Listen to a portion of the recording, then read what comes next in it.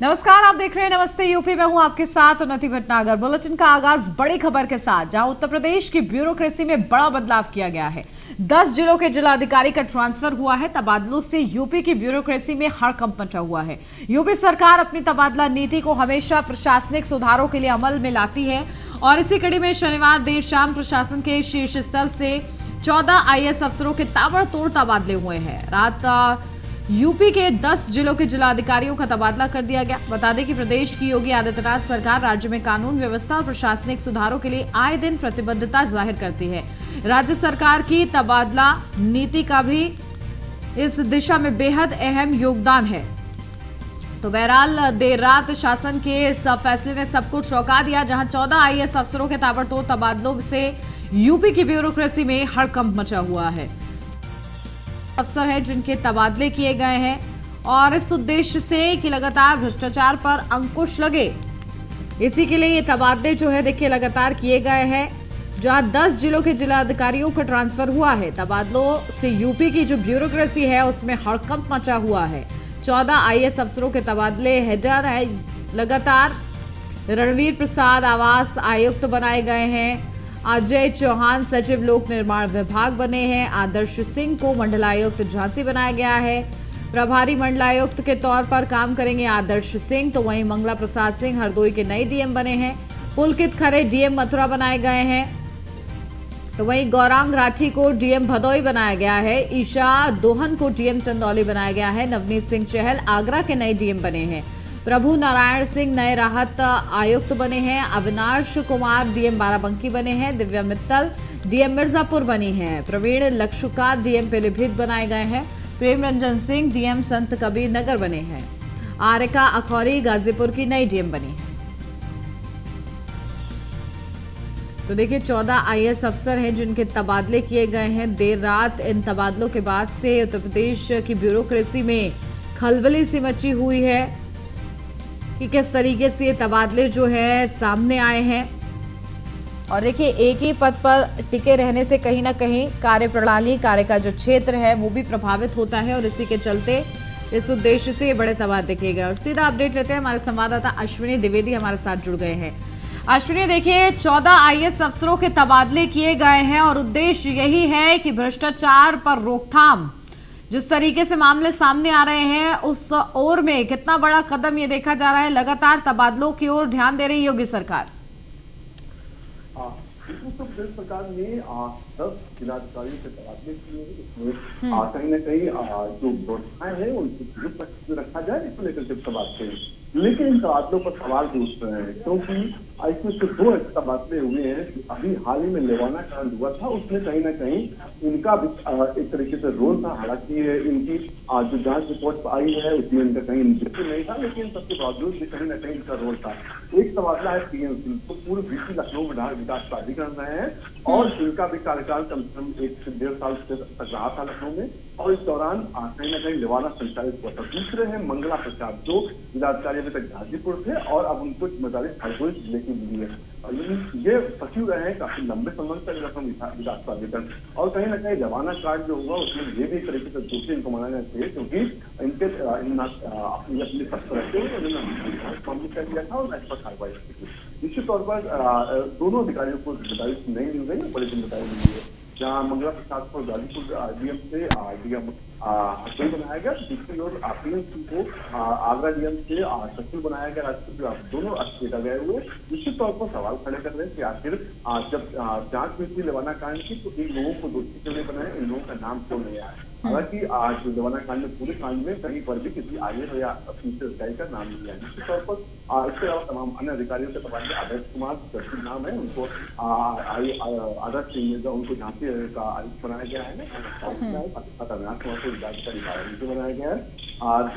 मित्तल को मिर्जापुर का जिलाधिकारी बनाया गया है। इसके अलावा आर्या अखौरी को जिलाधिकारी गाजीपुर बनाया गया। नवनीत सिंह चहल जिलाधिकारी आगरा बने हैं। पुलकित खरे काफी चर्चित नाम रहते हैं, उनको जिलाधिकारी मथुरा बनाया गया। प्रवीण कुमार लक्षकार को जिलाधिकारी पीलीभीत बनाया गया। साथ ही साथ गौरांग राठी को जिलाधिकारी भदोई बनाया गया है। प्रेम सिंह जिलाधिकारी नगर बने हैं। और इसके अलावा रणवीर प्रसाद आयुक्त आवास आयुक्त पहले वो आयुक्त थे, लेकिन काफी लंबे समय से टिके हुए थे। कहीं ना कहीं लंबे समय को देखने के बाद उनको हटाएगा और लोक हो जाएगा। अजय पवार क्या रहता है, उन्होंने अपने कार्यकाल में रहते दौरान काफी बेहतर काम किया है। जो तमाम योजनाएं जो आवाज पड़ी थी उनको संचालित करने में, उनको जोर देने में काफी कड़ी मेहनत की थी। निश्चित तौर पर उसका इनाम उनको मिला कि उनको मिला के बड़ी जिम्मेदारी दी, लोक निर्माण सचिव पद पर गए हैं। निश्चित तौर पर उत्तर प्रदेश सरकार ने कल देर रात एकाएक तबादले किए। हालांकि ये तबादलों की आशंका पहले थी, क्योंकि जिस तरह से मंत्रियों के दौरे चल रहे थे जिलों के, और रिपोर्ट भी जो थी वो मुख्यमंत्री तक पहुंच रही थी। तो उसके बाद कहीं ना कहीं मुख्यमंत्री कुछ तैयारी करते हुए कि जल्द ही तमाम जो अधिकारी हैं उनको इधर से उधर किया जाएगा। तो उसको उसी तरह से कल देर रात ये तबादले हुई। बिल्कुल। और देखिए अश्विनी, किस तरीके से ये समझा जाए, जिस तरीके से तबादले हो रहे हैं कि लगातार जो सीएम योगी आदित्यनाथ हैं वो नजर बनाए हुए हैं तबादलों को लेकर, और जिस तरीके से आप भी बता रहे हैं कि दौरे हो रहे हैं और बाकायदा देखा जा रहा है कि किस तरीके से कार्य प्रणाली है और उसी के आधार पर ये तबादले किए जा रहे हैं। बिल्कुल, मुख्यमंत्री एक एक चीज की मॉनिटरिंग करते हैं। शायद अधिकारियों को इसका आभास भी नहीं होगा कि मुख्यमंत्री छोटी छोटी चीजों की मॉनिटरिंग कराते हैं कि हम अधिकारी क्या कर रहा है जिले में। उसको लगता है शायद मुख्यमंत्री तक बात नहीं पहुंच रही होगी, उनकी जो कमियां हैं वो खामियां मुख्यमंत्री नहीं पहुंच रही है। मुख्यमंत्री एक एक चीज की बकायदा अपनी टीम के द्वारा मॉनिटरिंग करा रहे, और जिन जिलों से लगातार शिकायतें आ रही थी कि इन जिलों के जिलाधिकारी बेहतर काम नहीं कर पाए, उनको इधर से उधर किया गया। निश्चित तौर पर होता है कि जब लंबे समय तक एक जिलाधिकारी एक जगह रहता है तो कहीं ना कहीं उसकी कार्य प्रणाली में अंतर आता है, लेकिन जब नई जगह जाता है वो वहां पर कुछ महीनों तक वो बेहतर काम करने की कोशिश करता है, क्योंकि उसको अपना परफॉर्मेंस से वहां की जनता को दिखाना होता है, वहां के अधिकारियों को दिखाना होता है, सरकार को दिखाना होता है। तो ऐसे में कहीं ना कहीं नई ऊर्जा के साथ जो अधिकारी होता है नई जगह पर जाता है। निश्चित तौर पर मुख्यमंत्री लगातार जो मंत्रियों से सर्वेक्षण करा रहे थे, खुद दौरे कर रहे थे, और दौरों के बाद ये जो पूरा जो तबादला चली है वो चली है। निश्चित तौर पर अभी और तबादले हो सकते हैं, इसमें आईपीएस भी शामिल हो सकते हैं, इसमें तमाम अन्य अधिकारी भी शामिल हो सकते हैं। जी बिल्कुल, देखिए बड़ी जिम्मेदारियां दी गई, किस तरीके से अब निर्वहन करते हैं ये अधिकारी, ये देखना होगा। अश्विनी बने रहिए आप हमारे साथ, लौटती हूँ आपके पास। यूपी में 2 आईपीएस अफसरों के भी तबादले हुए हैं, जहां एसएसपी बरेली सत्यार्थ अनिरुद्ध पंकज हटाए गए हैं। अखिलेश कुमार चौरसिया बने हैं बरेली के एसएसपी।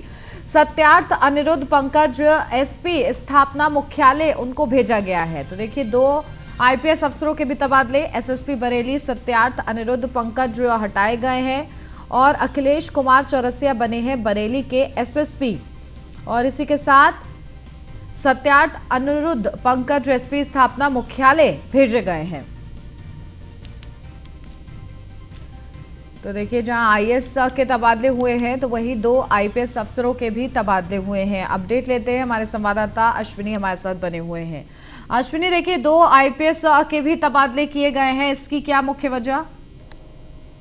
बिल्कुल, 2 आईपीएस अधिकारियों को तबादले किए गए हैं, जिसमें से जो हैं आईपीएस हैं अनिरुद्ध पंकज हटाए गए हैं, जो बरेली एसपी थे। इससे पहले भी देखा गया था वो इलाहाबाद एसपी थे। उस दौरान जो नकल माफिया हावी थे उनको लेकर के इन्होंने कार्रवाई की थी, उसके बाद इनको वहां से भी हटाया गया था। निश्चित तौर पर एक बार बरेली को फिर ज्वाइनिंग मिली थी, वहां पर काम कर रहे थे, उसके बाद वहां से हटाया गया। अखिलेश चौरसिया को नया एसएसपी बनाया गया है जो बरेली का। इनके बारे में कहा जाता है कि जो अखिलेश चौरसिया हैं क्राइम के एक तरीके से मास्टर हैं। क्राइम होता है तो उसको थोड़ा सा रोकना तो किसी के लिए पॉसिबल नहीं, लेकिन घटना का खुलासा करने में माहिर हैं, और जहां भी जाते हैं वहां क्राइम जो व्यवस्था होती है, कानून व्यवस्था, उसको बेहतर करते हैं। निश्चित तौर पर संभवतः उसी चीजों को लेकर के इनको जिम्मेदारी दी गई है कि बरेली एक बड़ा महानगर है और वहां पर कहीं न कानून व्यवस्था को लेकर के सवाल कई दिन से उठ रहे थे, और कहीं ना कहीं मुख्यमंत्री ने इन चीजों का संज्ञान लेते हुए अखिलेश चौरसिया को जो एसएसपी बरेली बनाया। जी बिल्कुल ठीक है अश्विनी, बने रहिए आप हमारे साथ, लौटती हूं आपके पास। और लखनऊ से अगली खबर, जहां पुलिस विभाग के आधुनिकीकरण योजना का फ्लैग ऑफ आज, जहां सीएम योगी आज आधुनिकीकरण योजना का फ्लैग ऑफ करेंगे, जिसमें 56 जिलों के लिए मॉडर्न प्रिजन वैन का फ्लैग ऑफ कार्यक्रम है। सुबह 10 बजे 5 कालिदास मार्ग आवास पर यह खास कार्यक्रम होगा। आधुनिकीकरण योजना का आज फ्लैग ऑफ करना है सीएम योगी आदित्यनाथ का, जिस दौरान 56 जिलों के लिए मॉडर्न प्रिजन वैन का फ्लैग ऑफ का ये खास कार्यक्रम रहेगा, जहां सुबह 10 बजे से लेकर ये कार्यक्रम शुरू होगा। 5 कालिदास मार्ग पर बताया जा रहा है आवास पर ये खास कार्यक्रम निर्धारित रहेगा। चलिए सीधा अपडेट लेते हैं, हमारे संवाददाता अश्विनी हमारे साथ बने हुए हैं। अश्विनी, क्या जानकारी है सीएम योगी आदित्यनाथ का आधुनिकीकरण योजना का खास आज वो फ्लैग ऑफ करेंगे, क्या इसके माध्यम से आने वाले समय में बड़ी सुविधा मिलेगी और कैसा ये कार्यक्रम, कौन कौन लोग मौजूद रहेंगे?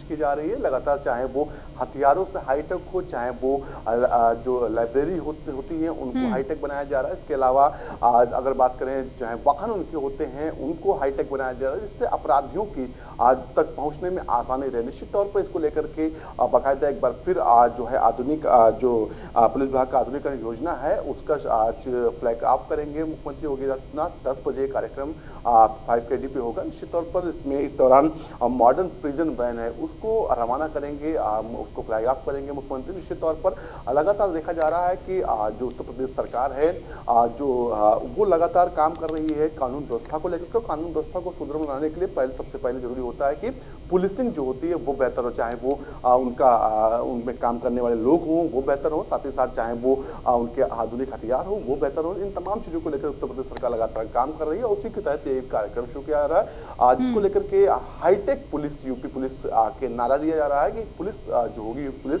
अब विदेशों की तर्ज पे काम करेगी, चाहे वो गाड़ियों का इस्तेमाल हो। अभी हाल ही में देखा गया तमाम बेहतर गाड़ियां पुलिस विभाग के कर्मचारियों को दी गई हैं। जो रेसिंग बाइक होती हैं, जो अपराधी अगर भागता है तो उसको आसानी से पकड़ सके, साथ ही साथ तमाम जो कारें हैं वो भी हाईटेक दी गई। इसके अलावा जो हथियार हैं उनको भी हाईटेक किया जा रहा है, उनका भी आधुनिकीकरण किया जा रहा है और लगातार इस पर काम किया जा रहा है। निश्चित तौर पर आने वाले कुछ सालों में उत्तर प्रदेश जो पुलिस है शायद देश की सबसे बेहतर पुलिस होगी। जी बिल्कुल। और देखिए प्रिजन वैन का भी फ्लैग ऑफ होगा, क्या इस वैन की खासियत रहेगी, क्योंकि लगातार देखिए आधुनिकीकरण पर जोर दिया जा रहा है।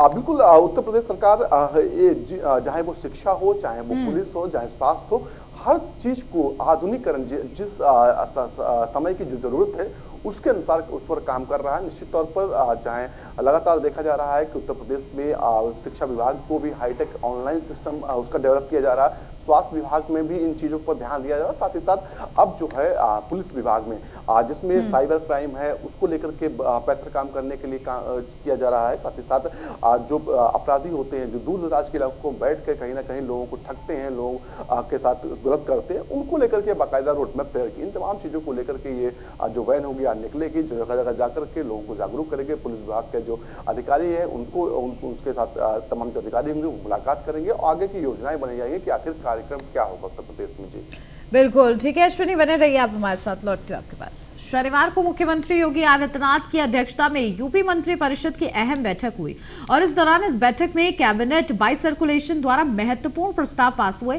पारित प्रस्तावों की इस कड़ी में मंत्री परिषद ने कमजोर मानसून की स्थिति में राज्य पोषित प्रमाणित बीजों के वितरण की योजना के अंतर्गत 867 लाख की धनराशि बीज अनुदान के मद से दिए जाने का प्रस्ताव पास किया है। बैठक में कुल 7 अहम प्रस्ताव है जिन पर मोहर लगी है। खास और अहम बैठक ही रही। कई नगर पालिका पार्षदों के सीमा विस्तार प्रस्ताव को भी मंजूरी मिली है। इस दौरान तो 7 नगर पंचायतों के सीमा विस्तार का भी बड़ा फैसला लिया गया है। साथ ही साथ अमृत कार्यक्रम के अंतर्गत पेयजल योजना के तहत 2 नलकूपों के निर्माण के लिए नजूल भूमि आवंटन के संबंध में प्रस्ताव पारित हुआ है। साथ ही कई नगर पालिका परिषदों के सीमा विस्तार का प्रस्ताव मंत्रिपरिषद ने उसको हरी झंडी दी है। बैठक के दौरान नगर पालिका परिषद बड़ौत, गोंडा जिले की करनैलगंज, अयोध्या के रुदौली और हरदोई को शाहबाद नगर पालिका परिषद के सीमा विस्तार का फैसला लिया गया है। और चलिए सीधा अपडेट, हमारे संवाददाता अश्विनी लगातार बने हुए हमारे साथ। अश्विनी देखिए 7 अहम प्रस्तावों पर मोहर लग गई है। लंबे समय तक मंथन हुआ, उसके बाद मोहर लगी है। बिल्कुल, कैबिनेट बैठक के 22 के दौरान तमाम जो महत्वपूर्ण मुद्दे थे उनको लेकर के चर्चा हुई थी, कैबिनेट सामने रखे गए थे और अंतिम मोहर लगी। इसमें जो कमजोर मानसून है उसके चलते राज्य पोषित प्रमाणित बीजों के वितरण को लेकर अनुदान जो मिलता है उसको लेकर प्रस्ताव रखा गया था और उस पर मोहर लग गई। साथ ही साथ तमाम जो नगर निकाय की सीमाएं हैं, नगर पालिकाओं की सीमाएं हैं, उनको विस्तार को लेकर के भी प्रस्ताव रखा गया था और उन पर भी अंतिम मोहर लग गई। निश्चित तौर पर इसके अलावा तमाम अन्य प्रस्ताव थे जिनको लेकर के चर्चाएं हुई। कुल 7 जो प्रस्ताव रहे हैं जिन पर चर्चाएं हुई थी उसके बाद उन पर अंतिम भविष्य तौर पर यूपी गवर्नमेंट लगातार चाह रही है कि जो भी काम यूपी गवर्नमेंट के कर रही है डेवलपमेंट के, यूपी गवर्नमेंट जिन पर जनता का जिनसे भरोसा है, जनता के जो हितकारी है, उनको लेकर के लगातार चाहे वो कैबिनेट के माध्यम से हो या फिर वो सदन के माध्यम से लगातार उन चीजों को रखा जा रहा है और उन पर मोहर लगाई जा रही है। निश्चित तौर पर अगर बात करें मंगलवार को बैठक अमून होती थी, लेकिन मंगलवार को मुख्यमंत्री अपने गृह जनपद गोरखपुर में थे, जिसके चलते बैठक कहीं ना कहीं नहीं हो पाई थी। लेकिन मुख्यमंत्री ने कहीं ना कहीं शनिवार के दिन इसको नियत किया और तमाम जो प्रस्ताव रखे गए थे उन पर अंतिम मोहर लगाई। बाकायदा उन पर मोहर लगाने के बाद अब उनको जारी किया गया है। निश्चित तौर पर देखा जा रहा है कि चाहे वो शिक्षा के क्षेत्र में हो, चाहे उद्योगिक विकास के क्षेत्र में हो, चाहे वो स्वास्थ्य के क्षेत्र में हो, इन तमाम चीजों को लेकर के लगातार नए नए प्रस्ताव आते रहते हैं और कहीं ना कहीं उनको जल्द से जल्द पास किया जाता है, जिससे जो डेवलपमेंट काम है, जो स्वास्थ्य से जुड़े काम है, उनमें रुकावट ना आने पाए। चाहे वो बजट को बढ़ाना हो या फिर तमाम अन्य चीजें हो, इन चीजों को लगातार मुख्यमंत्री योगी आदित्यनाथ काम करते हैं, उनकी कैबिनेट काम करती रहती है और निश्चित तौर पर इसी क्रम में कल 7 महत्वपूर्ण फैसले लिए गए और उन पर अंतिम मोहर लगाई गई। जी बिल्कुल, और देखिए इन फैसलों के जरिए भी विकास के प्रति अपनी प्रतिबद्धता कहीं ना कहीं जाहिर की गई। चलिए, बहुत शुक्रिया अश्विनी आपका तमाम अपडेट के लिए। और सहारनपुर से अगली खबर, जहां दारुल उलूम देवबंद की बड़ी बैठक आज, जहां पश्चिमी के देवबंद में मदरसों को लेकर ये बैठक होगी। यूपी के 250 मदरसा संचालक बैठक में शामिल होंगे। यूपी सरकार के मदरसे सर्वे को लेकर ये खास बैठक रहेगी। सुबह 9 बजे से दोपहर 1 बजे तक ये बैठक होगी। तो देखिए, खास ये बैठक, यूपी के 250 मदरसा संचालक बैठक में शामिल होंगे। यूपी सरकार के मदरसा सर्वे को लेकर ये खास बैठक है। लगातार सीएम योगी आदित्यनाथ की तरफ से निर्देश है कि मदरसों का सर्वे हो और उसी कड़ी में ये बैठक सुबह 9 बजे से लेकर दोपहर 1 बजे तक ये बैठक बताई जा रही है। दारुल उलूम देवबंद की ये बड़ी बैठक होगी आज। तो देखिए, सर्वे को लेकर तरह तरह की बातें भी सामने आ रही हैं, साथ ही साथ विरोध भी सामने आ रहा है कहीं ना कहीं। लेकिन किस तरीके से लगातार सरकार की तरफ से आश्वासन दिया गया है कि मदरसों का सर्वे महज इस नियत से किया जा रहा है कि आने वाले समय में मदरसों की तस्वीर भी बदली जा सके। तो वहीं सुबह 9 बजे से आपको बता दें दोपहर 1 बजे तक ये बैठक होगी। खास ये बैठक है दारुल उलूम देवबंद की, जिस बैठक में खास मुद्दा रहेगा जिस तरीके से मदरसों का सर्वे हो रहा है। पश्चिम के देवबंद में मदरसों को लेकर ये बैठक होगी। यूपी के करीब 250 मदरसा संचालक बैठक में शामिल होंगे और इस बैठक में चर्चा की जाएगी। यूपी सरकार के मदरसा सर्वे को लेकर ये बड़ी बैठक है। इसका स्वागत किया जाता है सरकार की इस पहल का या फिर विरोध किया जाता है, इस बैठक में देखना होगा। फिलहाल लगातार इस बैठक पर नजर रहेगी न्यूज़ 1 इंडिया की। लेकिन ये बड़ी खबर आपको बता दें, दारुल उलूम देवबंद की आज ये बड़ी बैठक है। और चलिए सीधा अपडेट लेते हैं, हमारे संवाददाता मनोज हमारे साथ जुड़ गए सहारनपुर से। मनोज, क्या जानकारी? देखिए, खास ये बैठक है, इस बैठक में चर्चा का विषय रहेगा मदरसों का सर्वे। बिल्कुल, मदरसों के सर्वे को लेकर ही बैठक हो रही है, जिसमें बड़ी संख्या में जो मौलाना है वो इकट्ठा होंगे और सुबह 9 बजे से जो बैठक है देवबंद के रसीदिया मस्जिद में होनी है, उसकी तैयारियां पूरी कर ली गई हैं। दोपहर लगभग 1 बजे तक ये चलेगी और जिसमें 400 से 500 मौलाना जुटेंगे, उलेमा जुटेंगे। और इसमें बड़ी बात यह है जो इस पूरे में कवरेज से मीडिया को रोक दिया गया है। मीडिया को इस सम्मेलन कार्यक्रम जो है इनका दूर रखा गया इस बैठक से और उनके लिए अलग व्यवस्था की गई है। और ये जो इस बैठक के जो जिम्मेदार लोग हैं उनका कहना है कि मीडिया को लगभग 1 बजे के बाद ब्रीफ किया जाएगा, उससे पहले मीडिया की एंट्री नहीं है वहाँ। बिल्कुल, तो देखिए 1 बजे का इंतजार करना होगा कि आखिर इस बैठक पर किस तरीके से चर्चा की गई है मदरसों के सर्वे को लेकर। बहुत शुक्रिया मनोज आपका तमाम अपडेट के लिए। ग्रेटर नोएडा के थाना दनकौर इलाके के अट्टा फतेहपुर के जंगल में गौकसी की सूचना पर चौकी प्रभारी फॉर्मूला 1 विकास कुमार मौके पर पहुंचकर बदमाशों को पकड़ने की कोशिश की।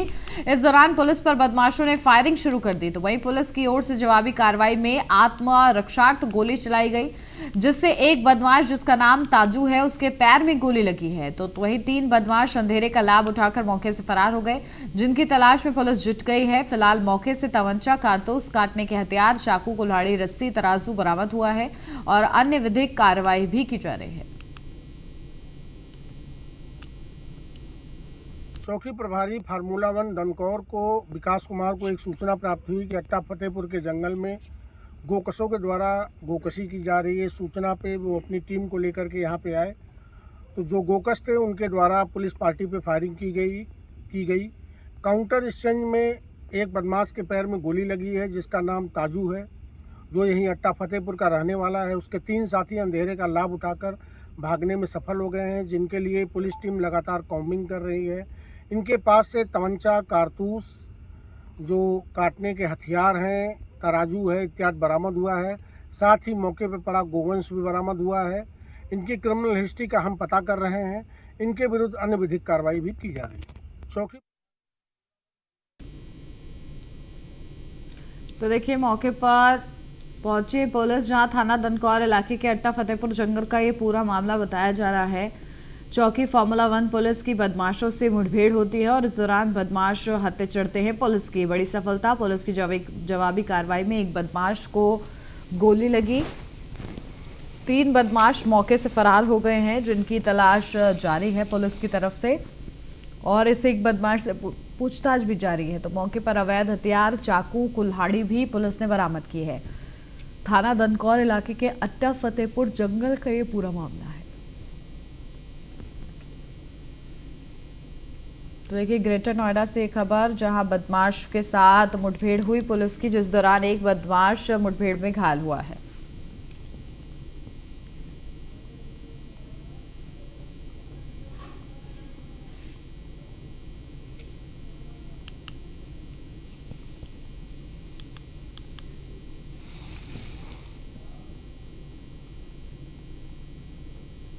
लखीमपुर खीरी से अगली खबर, जहां 36 घंटे से हो रही लगातार बारिश से नदियों का जलस्तर बढ़ा है। भारी बारिश से इंडो नेपाल बॉर्डर पर बह रही मोहाना नदी उफान पर है। सीमावर्ती गांव में घुसा है मोहाना नदी का पानी। टापू बना भारत नेपाल सीमा पर बसा चौगुर्जी गांव, तो वहीं चौगुर्जी गांव में भरा है बाढ़ का पानी। गांव में चल रही नाव मोहना और करनाली नदी ने तबाही मचा रखी है। आधा दर्जन से ज्यादा गांव बाढ़ की चपेट में हैं। लोगों के घरों में घुसा बाढ़ का पानी। बाढ़ के पानी से लखीमपुर खीरी में हाहाकार है।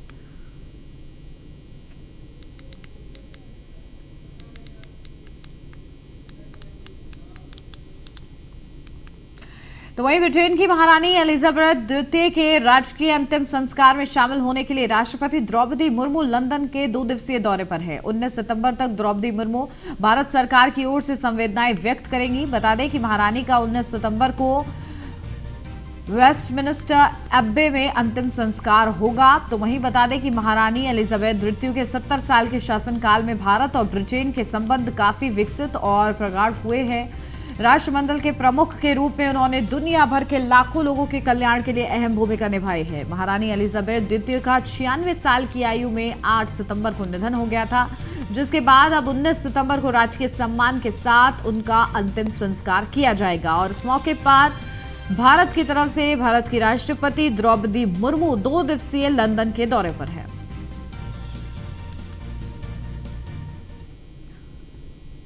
और दिल्ली से अगली खबर, जहां नेशनल लॉजिस्टिक पॉलिसी का शुभारंभ, पीएम मोदी ने पॉलिसी का शुभारंभ किया है। नेशनल लॉजिस्टिक पॉलिसी का आर्थिक दृष्टिकोण से बेहद ही ज्यादा महत्वपूर्ण ये कदम है। प्रधानमंत्री ने इसे बताया है भारत को विकसित करने के लिए ये महत्वपूर्ण कदम आने वाले समय में साबित होगा, ये प्रधानमंत्री की तरफ से कहा गया है। तो देखिए, नेशनल लॉजिस्टिक पॉलिसी का शुभारंभ किया है प्रधानमंत्री नरेंद्र मोदी ने, और इस मौके पर उन्होंने कहा है कि आर्थिक दृष्टिकोण से ये बेहद ही ज्यादा महत्वपूर्ण कदम है। साथ ही भारत को विकसित करने के लिए भी ये महत्वपूर्ण कदम माना जाएगा। इससे आने वाले समय में ये मील का पत्थर साबित होगा। नेशनल लॉजिस्टिक पॉलिसी का शुभारंभ प्रधानमंत्री नरेंद्र मोदी की तरफ से किया गया है। और इसी के साथ इस बुलेटिन में फिलहाल बस इतना ही। खबरों का सिलसिला आगे भी जारी है। आप देखते रहिए न्यूज़ 1 इंडिया।